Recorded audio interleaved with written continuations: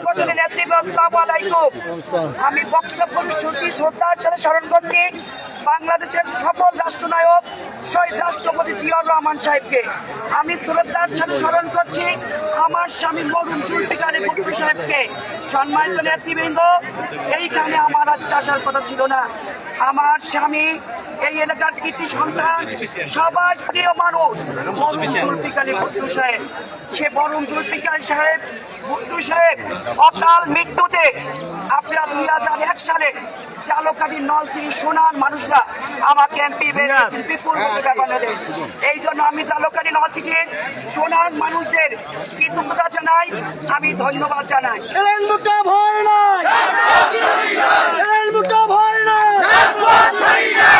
ভুট্টো সাহেবের উন্নয়নে রাস্তাঘাট কালভার্ট বিভিন্ন স্থাপনা সাক্ষী দিচ্ছে ভুট্টো সাহেবের উন্নয়ন।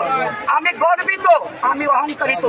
আমি যখন প্রত্যন্ত অঞ্চলে যাই, চালকাঠি নলছিটি, তখন সাধারণ মানুষরা বলে ভুট্টো সাহেব খুব ভালো মানুষ ছিল, ভুট্টো সাহেব উন্নয়ন করেছে।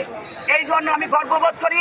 সম্মানিত নেতৃবৃন্দ, আমরা ভুট্টো সাহেবের অকাল মৃত্যুতে তার আলোর ছায়া আপনাদের মধ্যে আমি পেয়েছি এবং ইনশাআল্লাহ আপনাদের মধ্যে থাকতে চাই। এবং আপনাদের উন্নয়নমূলক কাজ এখনো বাকি আছে, ইনশাআল্লাহ আমি আপনাদের সেই কাজটা শেষ করবো।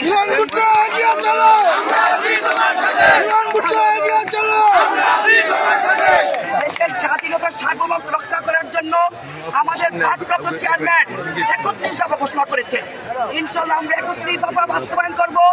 শহীদ রাষ্ট্রপতি জিয়াউর রহমান 19 দফা এবং ভারপ্রাপ্ত চেয়ারম্যান 31 দফা। 31 দফা বাস্তবায়ন করলে দেশের উন্নতি হবে, সাধারণ মানুষের ভাগ্যের উন্নতি হবে এবং স্বাস্থ্যসেবা উন্নয়ন হবে। সম্মানিত নেতৃবৃন্দ, আপনারা জানেন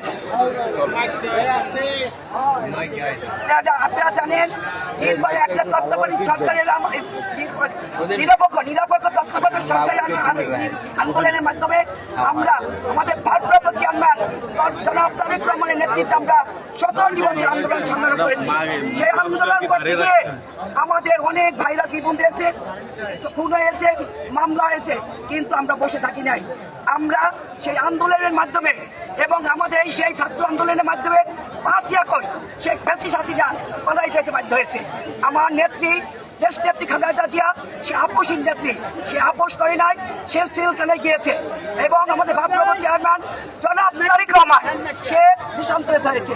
আমরা প্রিয় ভাইরা, সামনে নির্বাচন, ঐক্যবদ্ধ থাকতে হবে। দেশ